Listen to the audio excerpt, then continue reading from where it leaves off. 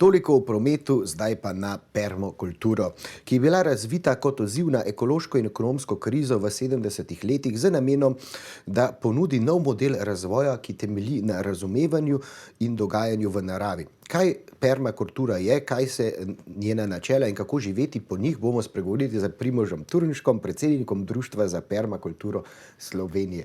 Primož, lepo pozdravljen. Lep pozdrav. Pa začnimo kar z najbolj očitnim. Kaj permakultura zaprav sploh je in kako se je vse skupaj začelo? Jaz bi mogoče permakulturo razdelil na dva dela. Osnovo predstavlja permakultura kot načrtovalski sistem, ki se je razvil v 70-ih v Avstraliji, kot ste tudi sami omenili.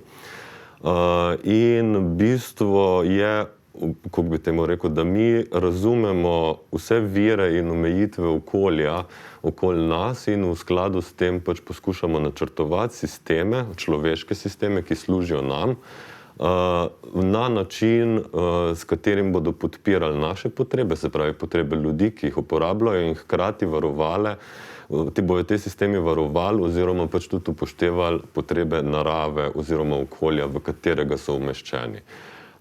In to je v bistvu zelo preprosto povedano, kaj je tisto za mene oziroma tisto bistvo permakulture kot nekega načrtovalskega pristopa k načrtovanju človeških sistemov. Zdaj govorimo o sistemih za proizvodnjo hrane, kot so recimo kmetijski sistemi, potem tudi o človeških bivališčih, o arhitekturi in celem kupu drugih stvari. Hkrati bi pa permakulturo tudi razumevamo oziroma je tudi gibanje, okoljevarstveno gibanje, se pravi nekih ljudi, ki so navdušeni nad permakulturo oziroma jim permakultura predstavlja del življenja in je pa v bistvu lahko govorimo o enem izmed največjih okoljevarstvenih gibanj na svetu. In je recimo za mene zelo zanimivo, ker to gibanje, nekaj, kar je specifično za permakulturo, je, da ni centralizirano. V permakulturi ne obstaja neka centralna organizacija, ki bi rekla, to je permakultura, to ni permakultura. Obstaja seveda temeljna literatura, ki jo je recimo napisal Bill Mollison, recimo eden izmed ustanoviteljev permakulture oziroma začetnikov, če lahko tako rečem. Pri tem gibanju pa v bistvu, ker ni te neke centralne organizacije, se permakultura razvija zelo, kako bi temu rekel, na različna področja, v različnih koncih sveta različno. Skupno bi naj bilo, da se upoštevajo ta etična načela in načrtovalska načela, ampak po drugi strani pa recimo zaradi tega mi je zelo zanimivo meni osebno, ker najdemo neke primere izredno uspešnih ali pa učinkovitih recimo kmetij permakulturnih, po drugi strani pa tudi cel kup nekih skupnosti, pa tudi ker ni neke avtoritete, tudi dosti nekih malo čudnih ali pa hecnih primerov, če bi temu rekel lahko. Se morda kdo sam prepriča, da se mu zdi, da je nekaj permakultura? Ja, definitivno. Ni ravno tako. Definitivno. Ima pa dober namen. Seveda, ja. Sej. Dosti ljudi ima dober namen, tudi če se pol v praksi ne izkaže. Zato, ne. So pa morda saj dovzetni do tega, da se pravi. Je res, ja. Bi te lahko morda prosil za kakšen konkreten primer, da dobimo malo še boljšo sliko, kakšen je to v primeru permakulturi, bodi si za kmetijo ali naselbino? Ne vem, recimo dam kar en konkreten primer, v katerem tudi jaz sodelujem. Recimo lani smo začeli tle na Bežigradu v Ljubljani, v Bežigrajskem kraterju, to je ena gradbena parcela, razvijati en prostor, ki ga poimenujemo krater. V glavnem tam bomo imeli cel kup enih aktivnosti, ampak da ne grem preveč v podrobnosti. Recimo, tam bo kako bi temu rekel, več delavnic. Recimo, ena delavnica, v katero jaz koordiniram oziroma preko bo se ukvarjala z glivami, pa z vzgojo užitnih gliv, oziroma gob, pa take stvari. In recimo, imamo potrebe po energiji, po ogrevanju tega prostora, zato ker glive, ki tam rastejo, rabijo neko dosti toploto, pa vlago. Tako, ja. In recimo, kako bomo dobili toploto, glede na to, da nismo priklopljeni na omrežje, oziroma kljub temu, da smo sredi Ljubljane, ne moramo imeti konvencionalnih načinov ogrevanja, se bomo ogrevali recimo z vročim kompostom. To je recimo, ko se organska snov razkraja, Vre. Ja, na nek način pač ti mikroorganizmi proizvajajo toploto in če se na pravi način tega lotimo, lahko recimo naredimo dosti velik kompostni kup, tam nekje 10-15 kubikov, ki drži tam 5-6 mesecev temperaturo okoli 60 stopinj ali pa še malo več, in če se recimo v ta kompostni kup napeljejo cevi, se recimo lahko to toploto prenese iz tega kompostnega kupa v prostor, ki ga mi ogrevamo, in recimo, če pogledamo iz stališča energije, gre za recimo, če gledamo iz stališča izpustov ogljikovega dioksida, gre za nek ogljično nevtralen ali pa celo negativen pač proces pridobivanja energije. Potem, ko je pač ta sistem izrabljen oziroma kompost predelan, dobimo ogromno nekega humusa pa komposta, ki ga lahko porabimo. In recimo to je že en tak primer, ko imamo recimo ogrevanje, nek konkreten primer oziroma neko konkretno potrebo in jo naslovimo prek tega načina, hkrati pa dobimo cel kup enih koristi od tega, pa ne povzročimo škode okolju v tem procesu. To je recimo čisto en tak primer, da si lahko ljudje znajo predstavljati. Ja, to je meni strašno fascinantno slišalo. Ne. Se pravi, rabim samo ogromen kompostnik. Ja, treba ga je sestaviti na primeren način, tudi primerne materiale uporabiti, ko ga pač naredimo. Ni kar tako, da se sam nekaj na kup zmeče, pa pol to dela.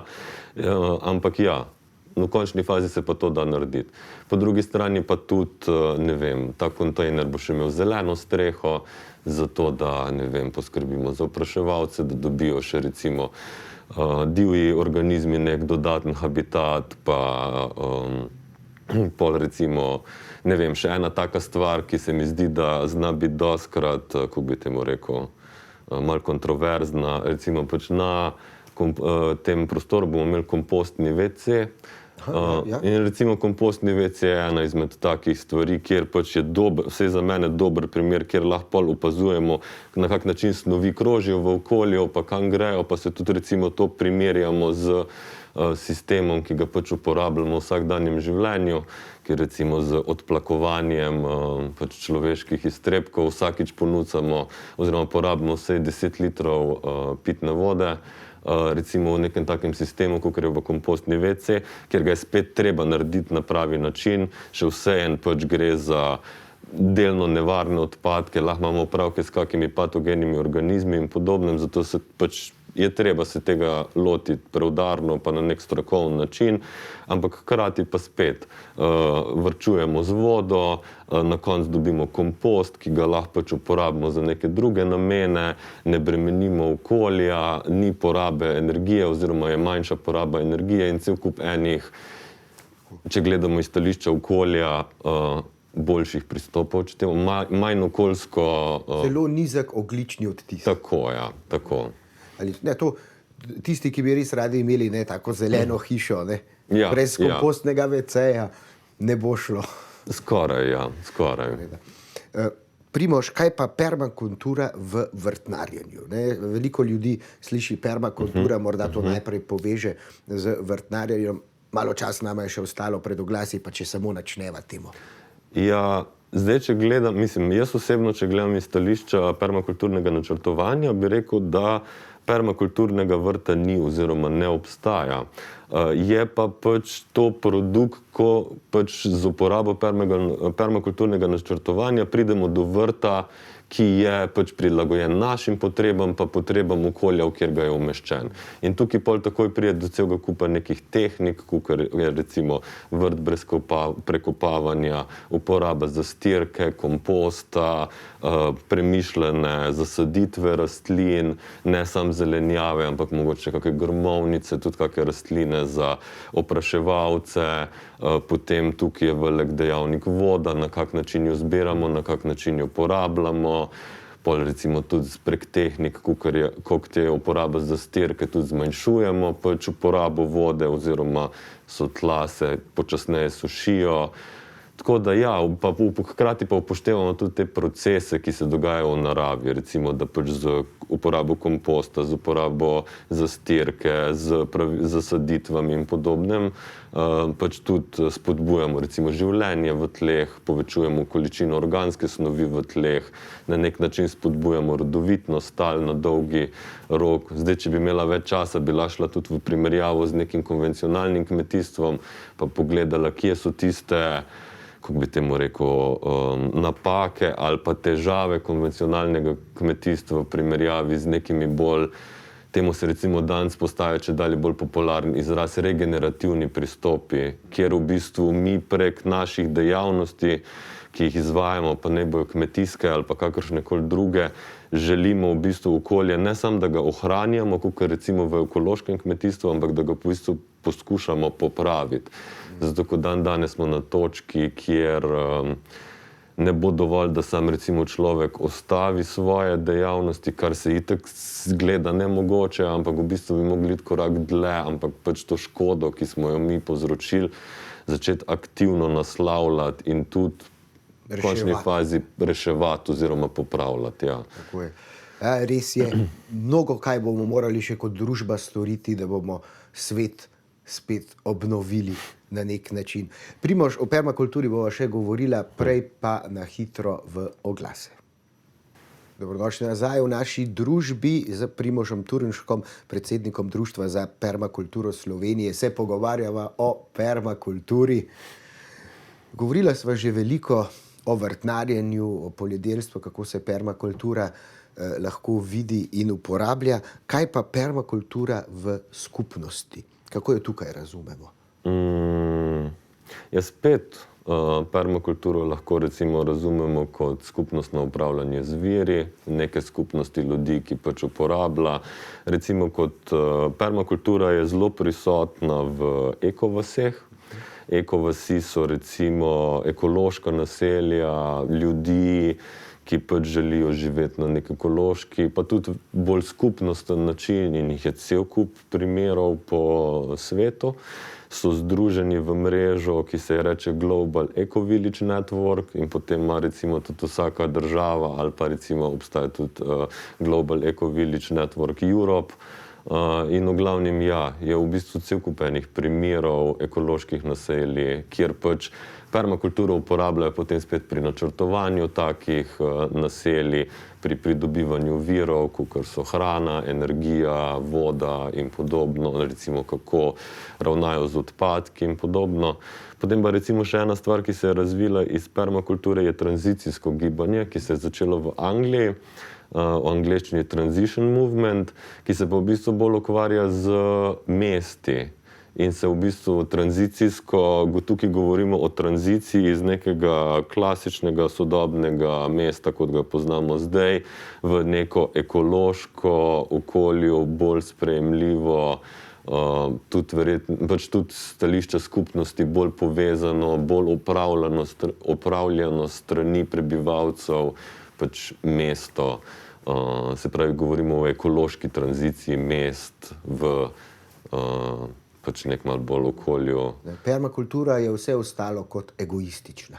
Ja, definitivno. Mislim, se jaz jo tako razumem. No. Zato, ker človek mora sebe razumeti v povezavi z drugimi ljudmi, pa z okoljem. Pač razumeti svojo pozicijo v svetu na nek način, če temu lahko tako rečem. Pa kak vpliv mi imamo na svojo okolico. Tako na ljudi, kakor pač na naravo oziroma okolje kot tako. In sploh, če bi našim zanamcem radi zapustili lep svet, ne moramo paziti, da se poslužimo takih mehanizmov, ki bodo lahko ohranjali naš lep in zelen. Ne? Je pa potreben že kar nekaj obnove. Kaj, ne? Ja, definitivno. Ja. Definitivno. Mislim, če gledamo iz stališča podnebnih sprememb, izgube biodiverzitete in pač vseh teh tematik, ki se pač pojavljajo recimo v medijih, kako bi temu rekel, pač znanstveniki so dali zelo jasne signale in tudi pač strinjajo se glede tega, da pač človeštvo kot tako bomo mogli narediti kar korenite spremembe načinov produkcije, na kak način, pač okoljski vtis človeške družbe je treba zreducirati zelo konkretno, če želimo, da pač obstanemo v lepem svetu. Lepem in zelenem in ne na koncu na enem ogromnem smetišču. Je res, ja. Primož, kdaj si se pa ti spoznal s permakulturo? Kdo te je upeljal v ta svet? V bistvu sem z permakulturo srečal med študijem. Drugače sem po izobrazbi mikrobiolog, mikrobiologijo sem študiral, med prvo in drugo stopnjo študija sem imel absolventski staž in takrat sem imel časa se malo več ukvarjati z nekimi drugimi stvarmi in takrat sem pač spoznal permakulturo, ki se mi je zdela iz stališča ekologije ali pa razumevanja okolja pa tega pač zelo logičen pristop k reševanju oziroma načrtovanju nekih človeških aktivnosti, ki jih počnemo, proizvodnja hrane, koliko delamo s smetmi, na kak način gradimo bivališča. In glede na to, da sem se pač tudi bral oziroma se izobraževal v okoljskih problemih, se mi je zdela to ena taka dost dobra, dost cool pot, na kak način pač te probleme začeti naslavljati. Definitivno ne pravim, da permakultura ima vse odgovore, ker jih pač nima, ampak je pa nek pristop, ki si ga lahko pač nek posameznik ali pa neka skupina ljudi zbere za to, da pač načrtuje oziroma razmišlja o svojem vplivu na okolje. Na naravo in okolje. Kako pa lahko tudi ostali se poučimo o tem našem vplivu na naravo in okolje, če bi radi pomagali? Vaše društvo nedvomno prireja tudi kakšne izobraževanja, morda v teh časih naravno ne v živo. Ja, je res, v teh časih malo manj, drugače pa organiziramo različne delavnice, tečaje, izobraževanja, se pravi, govorimo o Društvu za permakulturo Slovenije, je v bistvu obstaja že od leta 1996, se pravi, je že kar stara organizacija. Glavni namen Društva za permakulturo je v bistvu pač povezovanje permakulturnikov na eni strani, na drugi strani pa izobraževanje o permakulturi. Tako da zdaj smo sicer zaradi korone precej okrnjeni glede teh dogodkov pa izobraževanj, ampak drugače pa ja, naš največji, kako bi temu rekel, tečaj o permakulturi je tečaj permakulturnega načrtovanja oziroma v angleščini Permaculture Design Course. To so v bistvu tečaji, ki se odvijajo po celem svetu, pa izgledajo podobno oziroma temeljijo na istih stvareh. Gre pa za 14 dni dolg tečaj osnov permakulture pa načinov uporabe. Pač fokusiramo se na načrtovanje, se pravi, kako permakulturo uporabiti pri načrtovanju.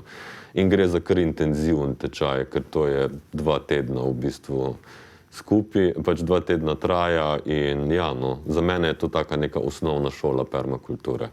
Poleg tega imamo še pa pač razna krajša predavanja, delavnice, imamo tudi en vikend tečaj, ki mu rečemo mala šola permakulture in se bo tudi zdaj načrtujemo oziroma ena skupina v društvu ga bo izvedla online, se pravi malo bolj prilagojeno današnjim časom, ali kako naj rečem. Tako da ja, no. Se stvari razvijajo, imate vedno več članov, vedno več Ja, se razvijajo, tudi imamo različne projekte skozi, od tega, da recimo smo imeli projekt Otroci v permakulturi, kjer smo se ukvarjali, to je bil recimo mednarodni evropski projekt, kjer smo se ukvarjali z tem, kako permakulturo vpeljati v šole, ampak ne samo kot kako otroke poučevati permakulturo, ampak bolj kako urediti okolico šole, pač celostno, tako kot smo se prej pogovarjali, da permakultura probleme naslavlja celostno. Tako da ja, zdaj pa imamo ta krater, ki sem ga že omenil. Tako krater, ne, sem te hotel še enkrat poizvedeti, ne, je bila jama ali krater, sem že pozabil. In ko boste krater postavili, ne, definitivno pokličite, tudi jaz bi rad videl tak lep primer permakulture v živo. Ja, definitivno. Primož Turnšek, najlepša hvala za tvoj čas, da si nam prišel povedati več o permakulturi. Vse dobro tudi tvojemu predsedovanju v društvu in Društvu permakulture Slovenije, da nekaj delate za vse nas, da tudi mi razmislimo in se lahko bolj poglobimo, kako živimo in kako naše življenje vpliva na naš planet. Ja, hvala za povabilo, drugi. Hvala tebi, Primož. Takole, permakultura, vsi bi se morali nekaj poučiti o njej, morda pa tudi živeti po teh načelih, če bi radi imeli lep in čist svet tudi za naše zanamce. Stanite z nami, po oglasih bo z nami Dalaj Egol, bolje poznan včasih kot Alien.